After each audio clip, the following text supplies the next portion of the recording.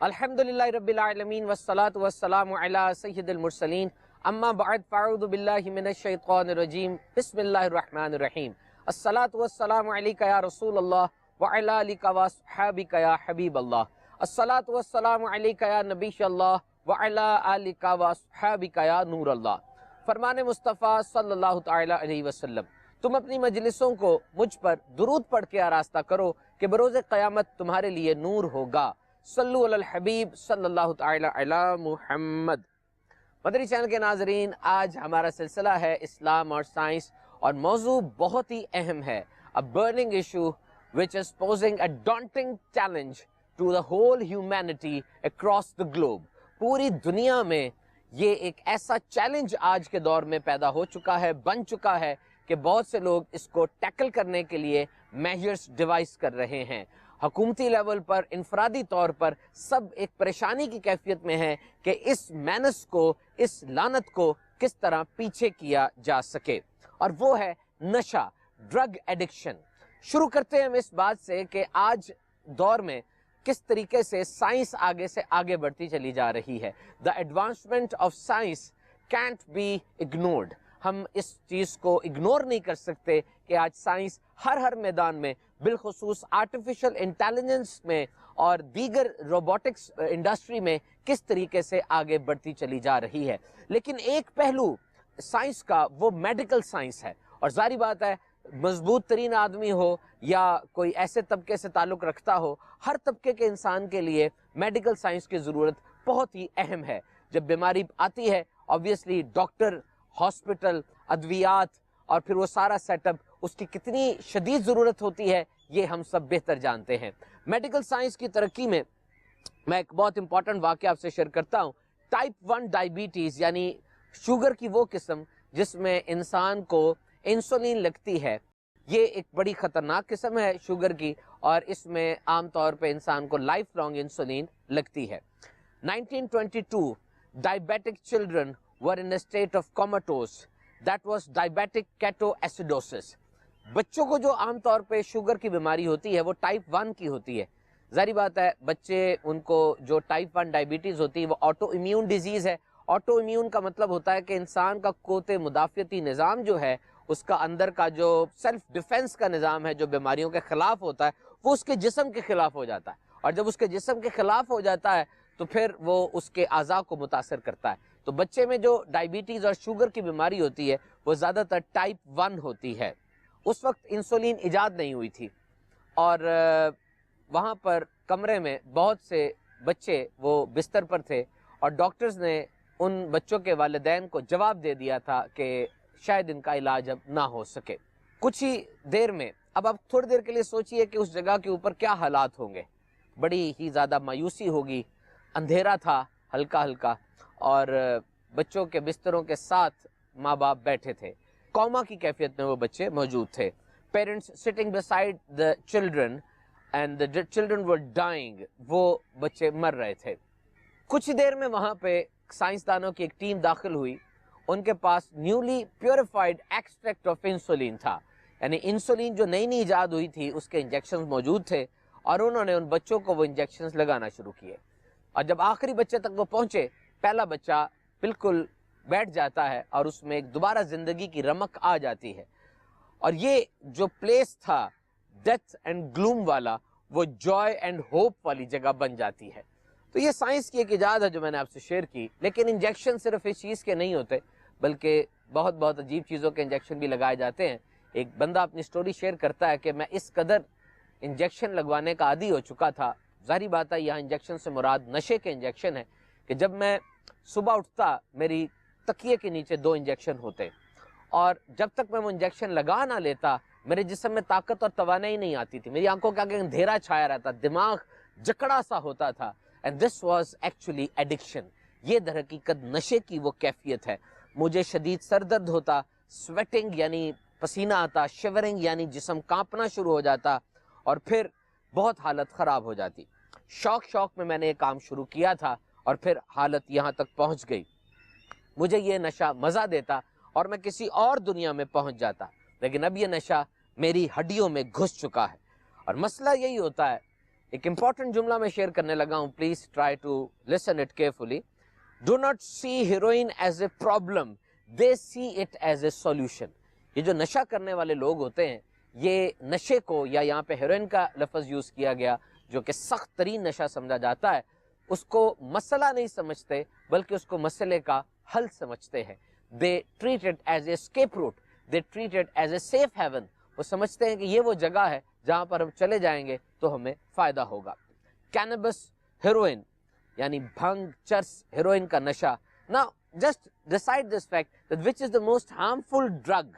سب سے زیادہ خطرناک جو نشہ ہے وہ کون سا ہے؟ میرے سامنے neuropharmacologist Imperial College of London کے ہیں, ان کی ایک تحقیق موجود ہے جنہوں نے 20 مختلف نشوں کی ٹائپس کے اوپر ریسرچ کی, اور یہ بتایا کہ most addictive drugs are heroin, cocaine and nicotine. سب سے زیادہ جو نشہ انسان کو لگ جاتا ہے, چپک جاتا ہے, چھوڑتا نہیں ہے, وہ ہیروئن ہے, کوکین ہے اور نکوٹین ہے. اور انہوں نے ایک سسٹم بنایا, 0 سے 100 تک ایک رینکنگ بنائی کہ کس نشے کو کتنا نمبر دیا جائے تو پتہ چلے کہ اس نشے میں کتنا خطرہ ہے. اس میں جو 72 تھے وہ الکوہل کو دیے گئے, یعنی شراب کا نشہ جو تھا وہ خطرناک ترین ہے. نشے کا خطرہ جب مدنی چینل کے ناظرین اسیس کیا جاتا ہے تو یہ 2 طریقے سے کیا جاتا ہے. ایک تو یہ کہ وہ نشہ سوسائٹی کو کس طرح متاثر کر رہا ہے, معاشرے کو, اور دوسرا وہ ایک انسان کو خاص طور پہ کس طرح متاثر کر رہا ہے. تو انفرادی طور پہ جو نشہ سب سے خطرناک ہے وہ ہے ہیروئن کا, اور الکوہل کا نمبر اس میں چوتھا آتا ہے. اور سوسائٹی کو, معاشرے کو سب سے زیادہ جو ڈسٹرب کرتا ہے وہ نشہ الکوہل کا ہے. الکوہل یعنی شراب. ہمارے پاس ریسرچز موجود ہیں کہ الکوہل کے نشے کے اندر کتنی زیادہ برائیاں موجود ہیں. کوئی ایک بھی میڈیکل تحقیق ایسی نہیں ہے جو الکوہل کو انسانی صحت کے لیے فائدہ مند کہے. اس میں الکوہلک بیوریجز ہیں, بیوریجز میں جن جگہوں پہ شراب موجود ہوتی ہے, اور جو نان کمیونیکیبل ڈیزیزز ہیں, وہ بڑی بڑی بیماریاں ہیں جیسے کینسر, ڈائیبیٹیز, مینٹل ڈس آرڈر, پلمنری انفیکشن, انسان کو کینسر ہو جاتا ہے, شوگر ہے, دماغ اس کا خراب ہو جاتا ہے. ان میں ٹوبیکو, تمباکو اور شراب یہ ایک اہم ترین خطرہ بتایا جاتا ہے. ہر 10 سیکنڈ کے بعد دنیا میں شراب یا اس کے ساتھ جو معاملات ہوتے ہیں اس وجہ سے ایک انسان موت کا شکار ہو جاتا ہے. شراب سے کینسر ہوتا ہے, وائلنس یعنی شراب پی کے جو دنگا مشتی کی جاتی ہے, ٹریفک ایکسیڈنٹس یعنی شراب پی کے جو ڈرائیور ٹریفک ایکسیڈنٹس کرتے ہیں, ہارٹ ڈیزیزز یعنی دل کے جو امراض ہوتے ہیں. کہا جاتا ہے کہ 2037 تک 40% کینسر کے مریض بڑھ جائیں گے. وجہ مین کاز از الکوہل. ایک سکن کینسر ہوتا ہے جس کو میلانوما کہا جاتا ہے. اگر شراب پی کے سورج کے آگے بیٹھا جائے تو یہ سکن کینسر پروپوگیٹ ہوتا ہے. اور ہمارے پاس ایک تحریر آئی, 4500 سال پرانی تحریر تھی یہ, اور یہ کہا جاتا ہے کہ پرانی ترین تحریر ہے جو انسان نے دریافت کی. اس کو کہا جاتا ہے instructions for the whole humanity. ویسے ہی ایک تحریر ملی, اور اس تحریر کے اوپر لکھا تھا, وہ یہ تحریر اس طرح سے تھی, don't pass judgement when you are drunk. تم ایسی کوئی بات اہم نہ کرو جب تم نے شراب پی ہو. دنیا کے 10 ممالک جہاں سب سے زیادہ شراب پی جاتی ہے, آج وہاں پہ بہت زیادہ مسئلہ بنا ہوا ہے. وہاں پر نوجوانوں کو شراب سے دور کرنے کے لیے باقاعدہ مہمات چلائی جا رہی ہیں, کمپینز اور پروجیکٹس چلائے جا رہے ہیں, ٹیکس لیوی کیے جا رہے ہیں کہ کس طریقے سے نوجوانوں کو اس لعنت سے بچانے کے لیے اقدامات کیے جائیں. میرے سامنے 600 ایکسپرٹس کی ایک تحقیق کھلی ہوئی ہے, 600 لوگ جنہوں نے تحقیق کی, اور یہ اس بات پر متفق ہوئے کہ there is no safe limit to alcohol. ایک قطرہ شراب بھی انسان کے لیے فائدہ مند نہیں ہے. حدیث پاک میں آیا, ترمذی شریف میں, ابو داؤد میں, ابن ماجہ میں, کہ جو چیز زیادہ مقدار میں نشہ لائے وہ تھوڑی بھی حرام ہے.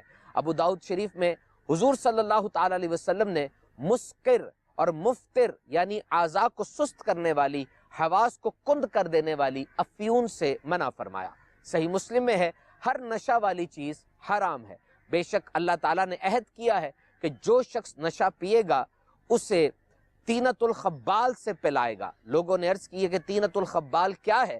فرمایا جہنمیوں کا پسینہ یا ان کا نچوڑ. تو میرے محترم اسلامی بھائیوں اور مدنی چینل کے ناظرین, آپ دیکھ سکتے ہیں کہ کہ کس طریقے سے شراب کے اوپر ہمیں دین اسلام رہنمائی دیتا ہے کہ یہ چیز سخت ناپسندیدہ اور حرام ہے. A thing which is haram for a reason. When you will do it, you will destroy yourself. You will destroy your mental health. You will destroy your physical self. You will destroy each and everything of your life. So don't go for haram. When you will go for haram, you will destroy your inner and outer self. اللہ تعالیٰ نے جو چیز حرام ارشاد فرمائی, جو چیز دین اسلام نے حرام کہی, بتائی, ہمیں ہدایت کی, اس میں کوئی نہ کوئی لیسن ہوتا ہے. اگر ہم حرام کی طرف جائیں گے, ہمیں نہ صرف ذہنی طور پہ بیماری ہوگی بلکہ جسمانی طور پہ بھی ہم بیمار ہو سکتے ہیں, اور بھی بہت زیادہ اس کے نقصانات ہیں. Now, if we consider نشہ, every age group is addicted. ہر ایج گروپ کے بندے میں آج نشہ پایا جاتا ہے, اور بعض ملکوں میں جہاں پر لوگ خطے غربت سے نیچے ہیں, غربت بہت زیادہ ہے, امن و امان کی صورتحال کا مسئلہ بھی زیادہ رہا, لیک آف اپرچونٹیز ہے, مواقع کم ہے, وہاں پہ نشے کا استعمال بہت زیادہ ہے. کہا جاتا ہے کہ نشہ جب انسان کرتا ہے تو first of all it's experimental, وہ ایکسپیریمنٹ کے لیے, تجربے کے لیے کرتا ہے, اور جب وہ تجربہ کر لیتا ہے تو وہ بار بار کرنے لگتا ہے, روزانہ کرنے لگتا ہے, پیسے ختم ہو جاتے ہیں, غلط طریقے سے پیسے حاصل کرتا ہے, چوری کرتا ہے, ڈاکہ مارتا ہے, کوئی غلط کام کرتا ہے, اور اس کے بعد وہ یہ بھی نہیں دیکھتا کہ وہ پیسے کیسے آ رہے ہیں, کیونکہ نشہ اس کی زندگی کا اب حصہ بن جاتا ہے. اس کا دماغ ایکسیپٹ نہیں کرتا کہ وداؤٹ اینی ڈرگ وہ رہ سکے گا. بلڈ پریشر ہائی ہو جاتا ہے, آنکھیں لال ہو جاتی ہیں, ہارٹ ریٹ بڑھ جاتا ہے, پینک اٹیکس آنا شروع ہو جاتے ہیں, اور ڈیکریزڈ مینٹل شارپنس, یعنی اس کے دماغ کی جو صلاحیت ہے, ذہانت ہے, وہ بھی کم ہونا شروع ہو جاتی ہے. عام طور پہ کینبس یعنی بھنگ اور چرس سے شروع ہونے والا یہ سافٹ نارکوٹکس جس کو کہا جاتا ہے, یہ ہارڈر ڈرگز میں تبدیل ہو جاتی ہیں, یعنی سخت اور بڑے نشے کی طرف انسان ہیروئن کی طرف, الکوہل کی طرف اور دیگر چیزوں کی طرف بڑھتا ہے. مدری چینل کے ناظرین, اگر ہم پاکستان کی بات کریں تو پاکستان میں یوتھ بلج ہے. یوتھ بلج کا مطلب ہوتا ہے کہ اس میں نوجوانوں کی تعداد زیادہ ہے. لیٹسٹ اسٹیٹسٹکس کے اعداد و شمار کے مطابق پاکستان میں 64% سے زیادہ افراد وہ 30 سال یا اس سے زیادہ عمر کے ہیں. World's young population. اور اگر ہم ایلڈرلی لوگوں میں دیکھیں, یعنی وہ افراد جہاں پر سب سے زیادہ جوان لوگ موجود ہیں, ورلڈز ینگ پاپولیشن, پاکستان کو تو میں نے آپ کو بتایا کہ پاکستان میں 64% سے زیادہ لوگ 30 سال سے کم عمر کے ہیں, لیکن دنیا میں جو ینگ پاپولیشن ہے وہ یو ایس اے میں جو ہے وہ چوتھے نمبر پر ہے, چائنا میں دوسرے نمبر پر ہے. اور ایلڈرلی پاپولیشن میں, یعنی جہاں سب سے زیادہ بڑی عمر کے افراد موجود ہیں, ان میں جاپان کا نمبر 1 آتا ہے. اور سینٹنیرینز ہے, سینٹنیرین اس بندے کو کہا جاتا ہے جس کی عمر 100 سال ہو جائے. سب سے زیادہ سینٹنیرینز وہ یو ایس اے میں ہیں, اور بہت سی ممالک دنیا کے ایسے ہیں جہاں کوئی بندہ جب 100 سال کا ہوتا ہے اس کو سرٹیفکیٹ دیا جاتا ہے, اس کو کوئی نہ کوئی اعزازی شیلڈ وغیرہ دی جاتی ہے. اور کئی جاپان میں تو الگ سے جزیرہ بنا ہوا اوکیناوا, جہاں پر ایسے 100 سال یا اس سے زیادہ افراد کو رکھا جاتا ہے, ان کی دیکھ بھال کی جاتی ہے, ان کو بینیفٹس دیے جاتے ہیں. So in Pakistan we have lot of young people and their number will increase by 2050. 2050 تک ان نوجوانوں کا تعداد پاکستان میں مزید بڑھ جائے گی. Pakistan is a young country. We can see it wherever we go. We see it in educational institutes, we see it in our neighborhood, we see in our hospitals, we see in our general society. Pakistan میں نوجوانوں کی تعداد کتنی ہے آپ آسانی سے اندازہ لگا سکتے ہیں. آپ اپنے محلے میں دیکھ لیں, اپنی سوسائٹی میں دیکھ لیں, پارکس میں دیکھ لیں, ہاسپٹلس میں دیکھ لیں, you can guess it well. ایک اندازے کے مطابق اگر 100 افراد ہیں پاکستان میں نوجوان, تو 55 اس میں سے پنجاب میں ہیں, 23 اس میں سندھ میں ہیں, 14 اس میں کے پی کے میں ہیں, 4 اس میں بلوچستان میں ہیں, اور 4 اس میں گلگت بلتستان, فاٹا اور کشمیر میں ہیں. ان 100 میں سے 30 ایسے ہیں جو پڑھ نہیں سکتے, لکھ نہیں سکتے, لٹریسی نہیں ہے. 6 ایسے ہیں جن کی ایجوکیشن 12 سال یا اس سے کم ہے. 52 ایسے ہیں جن کے پاس موبائل فون ہے, اور 15 ایسے ہیں جو انٹرنیٹ یوز کر سکتے ہیں.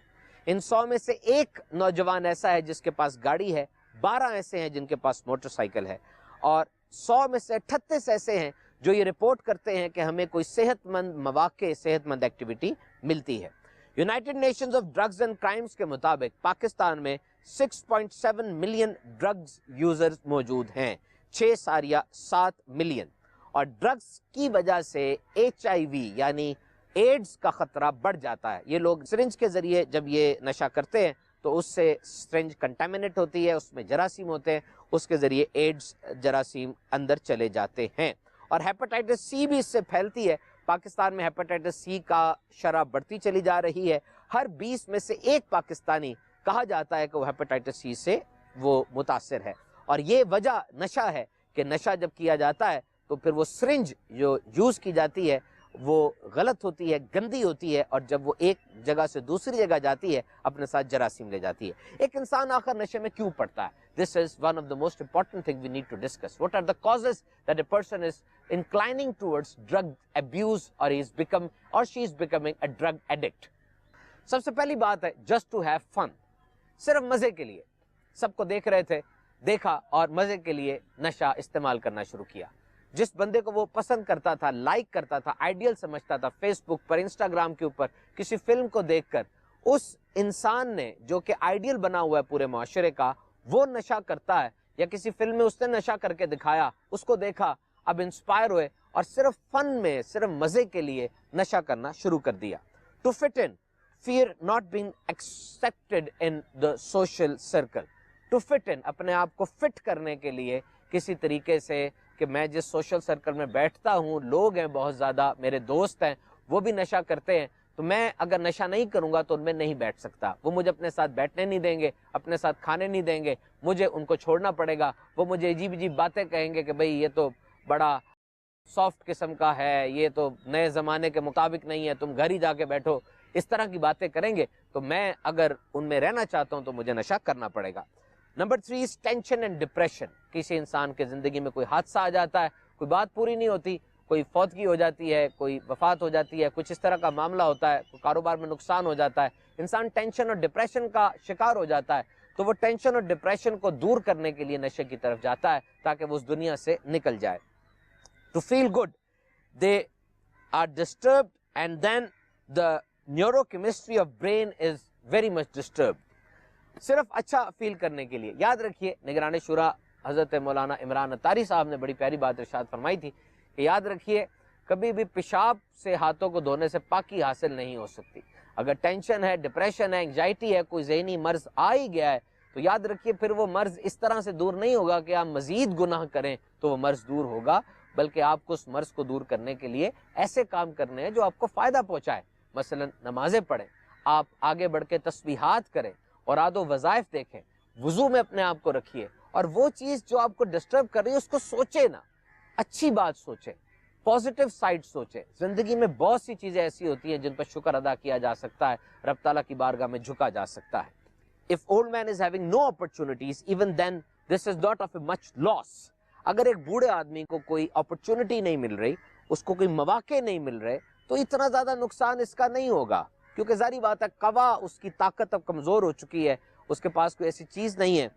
But a young man who has dreams, aspirations, above all, full of energy, needs some medicine, needs some treatment, needs some opportunity. ایک نوجوان آدمی جس میں طاقت ہے، انرجی ہے، اور وہ کچھ کرنا چاہتا ہے، اگر آپ اس کو کچھ کرنے کے لیے نہیں دیں گے، اس کی انرجی جو نکلنا چاہ رہی ہے، جو یوز ہونا چاہ رہی ہے، اس کو کوئی پلیٹ فارم نہیں ملے گا تو وہ غلط طرف جائے گا۔ جس طرح پاکستان میں دیکھتے ہیں 1947 کی فریڈم موومنٹ کے اندر یوتھ نے کتنی بڑی رسپانسبلٹی نبھائی، سکلڈ ورک فورس تھی بہت زیادہ، لیکن اگر ہم ان یوتھ کو وہ اپرچونٹیز نہیں دیں گے تو یہ ڈائیورٹ ہوں گے اور ٹوٹل فیبرک آف سوسائٹی، معاشرے کا پورا سٹرکچر وہ تباہ ہوتا چلا جائے گا۔ کہا جاتا ہے کہ دہشت گردی کی اور نشے کی ایک بہت بڑی وجہ یہی ہے کہ نوجوان وہ صحت مند ذہن نہیں رکھتے اور فارغ ہوتے ہیں، اور فارغ ذہن جو ہے وہ اس کو شیطان کا گھر بھی کہا جاتا ہے۔ مدنی چینل کے ناظرین، پاکستان کے اندر 24 سال سے کم عمر کے جو ایڈکٹس ہیں وہ سب سے زیادہ پائے جاتے ہیں۔ ایک ریسرچ کے مطابق 53% اسٹوڈنٹس کئی شہروں میں وہ نشے کے عادی ہو چکے ہیں، اور 57% اسٹوڈنٹس کئی شہروں میں وہ نشے کے عادی ہیں، ان میں خواتین بھی شامل ہیں اور اس میں مرد حضرات بھی ہیں۔ تو 20 سے 30 سال کا پیریڈ انسان کی زندگی میں یہ اہم ترین پیریڈ ہوتا ہے۔ پڑھائی مکمل ہو رہی ہوتی ہے، ڈگری کے قریب انسان جا رہا ہوتا ہے، شادی اس نے کرنی ہوتی ہے، ارمان خواب اس نے جو دیکھے ہوتے ہیں وہ پورے کرنے ہوتے ہیں، والدین بوڑھے ہو رہے ہوتے ہیں تو assurance and guarantee is very important. ہم اپنے نوجوان کے ساتھ کیا ایسا برتاؤ کریں, کیا اس کو فیسلٹیز دیں کہ وہ نوجوان نشے کی طرف یا دیگر برے کاموں کی طرف نہ جائے. These are the 3 E's which are very important. 3 E ہیں جو بہت امپورٹنٹ ہے. نمبر 1 ایجوکیشن, تعلیم. نمبر 2 امپلائمنٹ, روزگار. نمبر 3 انگیجمنٹ, کوئی نہ کوئی ایکٹیویٹی. اور یہاں پر ایجوکیشن میں آپ سے کہوں گا not only education but quality education, بہترین تعلیم. اور تعلیم, ہر علم کی اپنی ایک اہمیت ہوتی ہے, لیکن سب سے پہلے علم ہم کیا حاصل کریں گے؟ وہ علم جو کہ اسلامی تعلیمات کا علم ہے, جو ہم پہ فرض ہے. نماز کا علم, روزہ حج زکوٰۃ کا علم, باطنی امراض کا علم. اور یہ علم ایسا نور ہے کہ جب یہ علم انسان کے اندر آئے گا, اس کے تاریک دل کو جگمگا دے گا, اس کے دماغ کی راہیں کھول دے گا, اور اس علم کی برکت سے وہ نشہ یا دیگر ان مینس, ان گندی عادتوں سے جان چھڑائے گا. کوالٹی ایجوکیشن ہوگی, اس کو اچھا روزگار ملے گا, اور روزگار بھی گینفل امپلائمنٹ, ایسی امپلائمنٹ جہاں سے اس کو مواقع ملے, انگیجمنٹس ملے. نوجوانوں کو ڈیسیژن میکنگ کے اندر مواقع دینے چاہیے کہ نوجوان ڈیسیژن میکنگ میں معاشرے کا ایک پازیٹیو شہری بنے. We need to take ideas from them, ہمیں ان سے آئیڈیاز لینے ہیں. دے آر دا گفٹس, یہ گفٹس ہوتے ہیں. میں ایک بڑی پیاری بات پڑھ رہا تھا کہ وہ جو چھوٹی چھوٹی بطخیں آپ نے دیکھی ہوں گی, ربڑ کی بنی ہوتی ہیں, عام طور پہ بچے ان سے کھیلتے ہیں, اس کا پورا ایک ٹینکر تھا, ایک بحری جہاز جا رہا تھا, وہ کسی طرح بہ گیا, گر گیا, تو وہ ہزاروں لاکھوں چھوٹی چھوٹی بطخیں جو ہیں وہ سمندر میں گر گئیں. اور وہ پھر جب ڈھونڈا انہوں نے, بہت سی بطخیں وہ کسی جگہ پر پائی گئیں, کسی ایک بندرگاہ پہ, کسی ایک ساحل پہ, کسی ایک ملک کے ساحل پر. تو انہوں نے اس بات سے اندازہ لگایا کہ سمندر کے اندر کوئی خاص نیٹ ورکنگ ہے. یہ جو لہریں ہوتی ہیں وہ خاص حساب سے چلتی ہیں, کوئی لہر کسی طرف جا رہی ہے, کوئی کسی ملک کی طرف جا رہی ہے, کوئی کسی بر اعظم کی طرف جا رہی ہے. اور جتنے سمندر ہیں دنیا میں, عریبین سی ہے, انٹارکٹک ہے, انڈین اوشن ہے, ہر طرف, یعنی وہ جو بطخیں تھیں وہ مختلف بندرگاہوں پہ, مختلف ساحل سمندر پہ, مختلف ڈاکس پر گئیں, اور ان سے ان کو اندازہ ہوا کہ یہ دھاریں ہیں جو اپنی الگ فریکوینسی کے حساب سے اپنے رستے پر بہ رہے ہیں.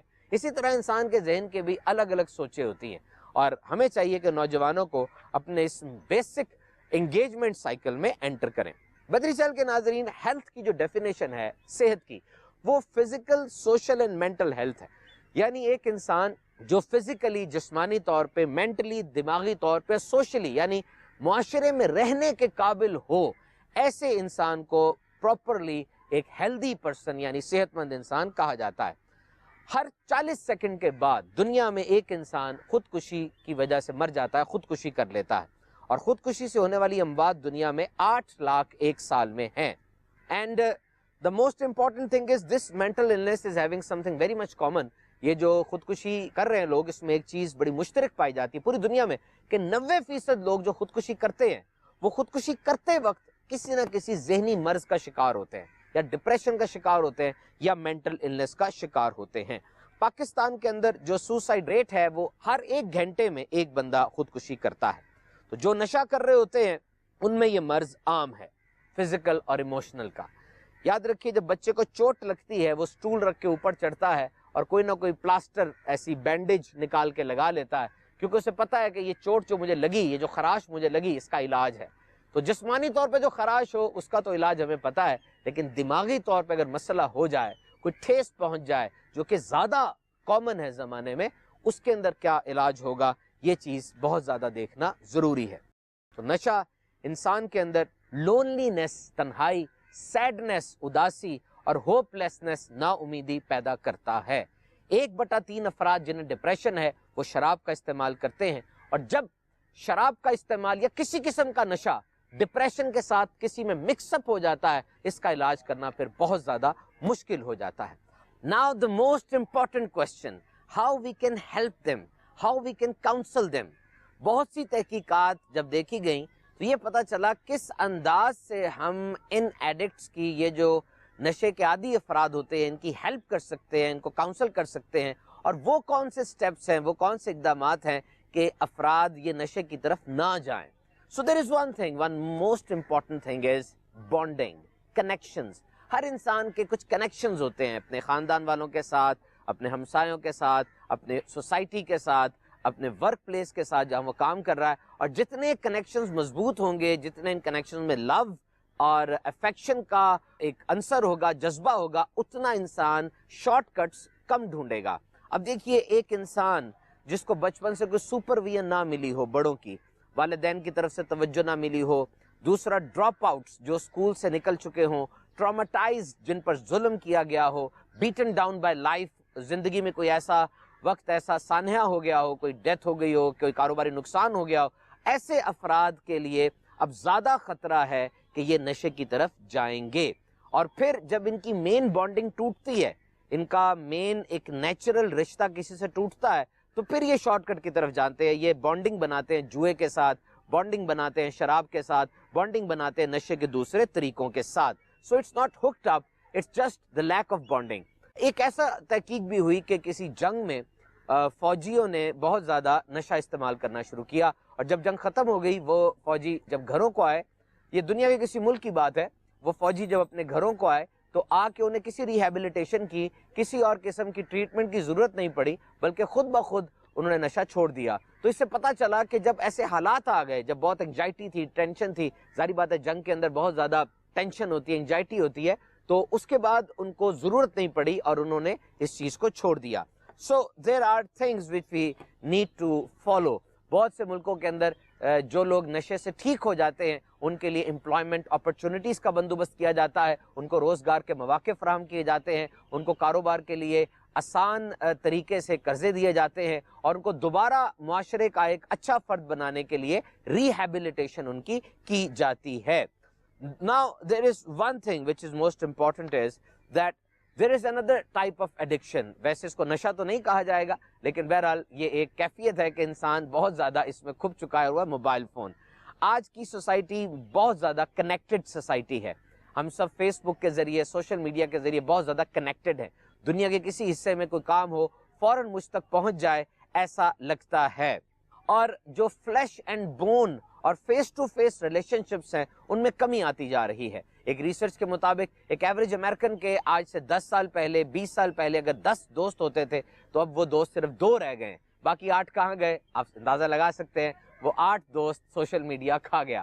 یاد رکھیے، جب بھی مشکل کا وقت آئے، کوئی نہ کوئی پرابلم آئے، سانحہ پڑے، انسان کو ہاسپٹل ایڈمٹ ہونا پڑ جائے، تو یہ سوشل میڈیا کے دوست کام نہیں آتے، بلکہ یہی دوست کام آتے ہیں جو کہ ہمارے ساتھ ہوتے ہیں یا ہمارے فیملی ممبرز ہوتے ہیں. تو انوائرمنٹل سائنٹسٹ کے مطابق انسان کی جو فلور سپیس ہے، جہاں پر وہ رہتا تھا، وہ کم ہوتی جا رہی ہے پوری دنیا کے اندر، جبکہ اس انسان کی جو چیزیں ہیں جن کو وہ یوز کرتا ہے، موبائل فون ہے، ٹیبلٹ ہے، ان چیزوں کے اندر زیادہ اضافہ ہوتا چلا جا رہا ہے.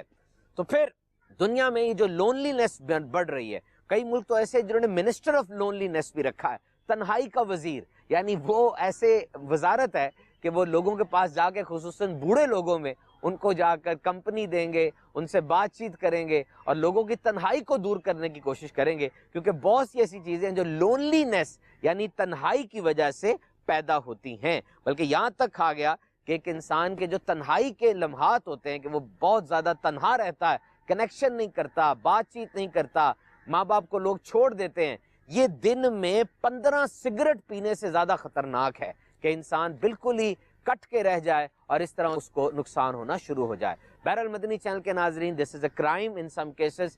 کرائم کو روکنے کے لیے کرائم کے ذرائع کو روکنا پڑتا ہے.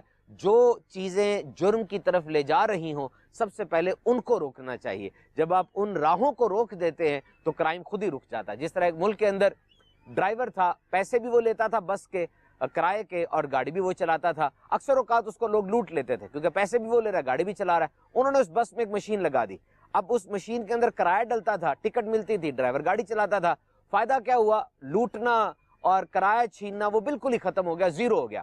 اسی طریقے سے ایک جگہ پر گاڑیوں کی چوری بہت زیادہ ہوتی تھی. انہوں نے اندازہ لگایا کہ یہ گاڑیوں کی چوری پرانے ماڈل کی گاڑیوں کی ہوتی ہے، جس میں شیشہ توڑ کے گاڑی کو اگنیشن سٹارٹ کر کے چلانا آسان ہے. جب نئے ماڈل کی گاڑیاں آئیں، اس میں ایک سٹیپ صرف بڑھ گیا. سٹیپ بڑا کیا کہ اب ڈارک ویب میں جا کے یا کسی اور جگہ پہ جا کے چابی نہیں ڈھونڈنی تھی، طریقہ سوچنا تھا. صرف ایک سٹیپ بڑھ جانے سے گاڑیوں کی چوری کے اندر 80% سے زیادہ کمی آئی۔ جس طرح آپ نے نوٹ کیا ہوگا واٹس ایپ کے اوپر انہوں نے ریسٹرکشن لگائی ہے کہ 5 گروپ سے زیادہ میسج آپ سینڈ نہیں کر سکتے۔ کیوں؟ اس کی بہت سی وجوہات ہیں، تو اس وجہ سے بہت سی ریومرز اور بہت سی چیزیں پھیلنا کم بھی ہو گئی ہیں۔ تو ہمیں ان جگہوں پر بند باندھنا ہوگا، ان جگہوں کے اوپر رکاوٹیں ڈالنی ہوگی ہر طرح سے جو کہ انسان کو جرم کی طرف لے جاتی ہیں، چاہے وہ ہمارا گھر ہو، چاہے وہ کلیکٹیو اپروچ ہو، چاہے وہ سوسائٹی ہو، ہمیں ان چیزوں پر نظر رکھنی ہوگی۔ بچہ رات کو دیر دیر تک آن لائن رہتا ہے، کس کے ساتھ ٹائم سپینڈ کرتا ہے، بچے کو ان نون نمبر سے کال آتی ہے، کون ہے جو اس کی رہنمائی کر رہا ہے، اور وہ رہنمائی جو ہو رہی ہے کیا وہ ٹھیک ہے یا غلط ہے، ان تمام چیزوں کو دیکھنا ہوگا۔ اچھی صحبت انسان کو اچھا بنا دیتی ہے۔ دعوت اسلامی کا مدنی ماحول سے وابستہ ہو جائیے۔ ہم نے خود دیکھے ایسے لوگ جو نشہ کرتے تھے اور وہ نشہ اتنا زیادہ سخت تھا کہ چھوٹتا نہیں تھا، الحمدللہ امیر اہل سنت کی بارگاہ میں حاضر ہوئے، امیر اہل سنت نے ان کے لیے دعا فرمائی، مدنی مذاکروں میں انہوں نے شرکت کی، دعوت اسلامی کے مدنی ماحول کو دیکھا، نشے سے ان کی عادت چھوٹ گئی، اور وہ جن کو محلے والوں نے باہر نکال دیا تھا وہ محلے کی مسجد میں امامت کے مصلی پر کھڑے نظر آئے۔ یہ دعوت اسلامی کا مدنی ماحول ہے۔ تو آپ بھی دعوت اسلامی کے مدنی ماحول سے وابستہ ہو جائیے، بچپن سے ہی بچوں کو دعوت اسلامی کا مدنی ماحول دیجیے۔ جب بچپن سے وہ اس کو ابزارب کریں گے، اس سے وابستہ ہو جائیں گے، انشاءاللہ غلط کاموں کی طرف ان کا ذہن نہیں جائے گا۔ صلو علی الحبیب صلی اللہ تعالی علی محمد۔